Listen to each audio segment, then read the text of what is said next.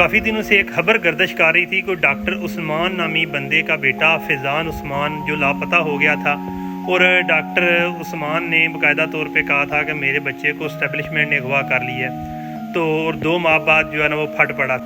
और आपको मैं बता दूं कि डॉक्टर उस्मान का बेटा फैज़ान उस्मान कल तक या परसों तक घर पहुंच जाएगा। अब मुझे कैसे पता है, अब ये वीडियो पहले देखिएगा। आपको पता है शिराज ने क्या किया था, तो इंशाल्लाह मैं जल्दी घर आ जाऊंगा, आप परेशान ना हो। अस्सलाम वालेकुम अब्बू, ये ड्रामे ना करें।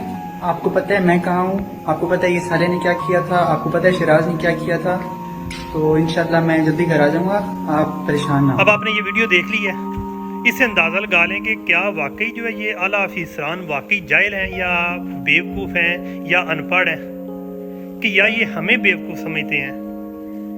एक बात बताएं कि अगर एक किसी का बेटा घर छोड़ के चला जाता है और जब बाप आहुजारी करता है कि मुझे उसको उठा लिया गया है और मुझे जनाब बाकायदा तौर पर मैसेजेस दिए गए कि आपके बच्चे को कल छोड़ देंगे और मैं अब बर्दाश्त से बाहर हो गया इसलिए हम मीडिया कॉन्फ्रेंस कर रहा हूँ।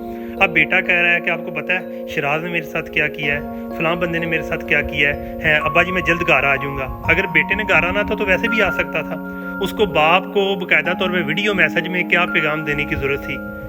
असल बात ये है कि ये जो जितने भी आला अफसरान हैं, इस्टेब्लिशमेंट होगी जो भी है, जो ये समझते हैं कि ये कमी ज़ेन के बंदे हैं, ये लोग हमारी पाकिस्तानी अवाम खोती अवाम है, गदी अवाम है, ये बिल्कुल फजूल सी अवाम है, ये घटिया लोग हैं।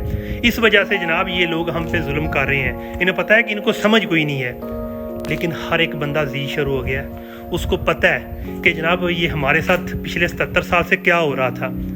अब इस बच्चे के बयान से अंदाज़ा लगा लें कि ये लोग हम लोगों को किस सोच के लेवल पे, उनकी सोच का लेवल क्या है कि हम लोगों को कि पाकिस्तानी अवाम चेंज हो चुकी है, इनको अवेयरनेस आ चुकी है कि हमारे साथ क्या हो रहा है।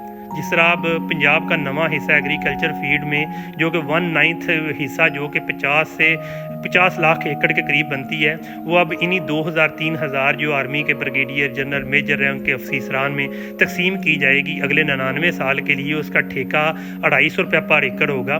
तो क्या हम इसी तरह चलते रहेंगे?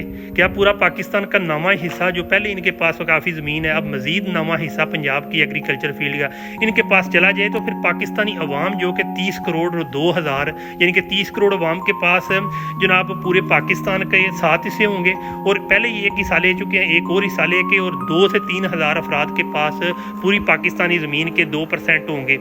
यानी कि अगर पाकिस्तान की ज़मीन जो है ना 1 लाख एकड़ है, तो उसमें से 20,000 एकड़ ज़मीन इन 2 से 3 हज़ार फौजी अफसरान के पास रहेगी, और 80,000 एकड़ जनाब ज़मीन जो ये पूरी पाकिस्तान की 30 करोड़ अवाम के पास आ जाएगी।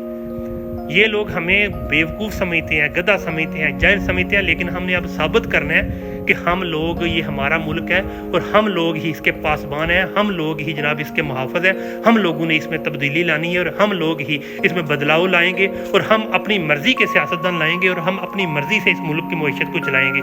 पाकिस्तान पाइंदाबाद।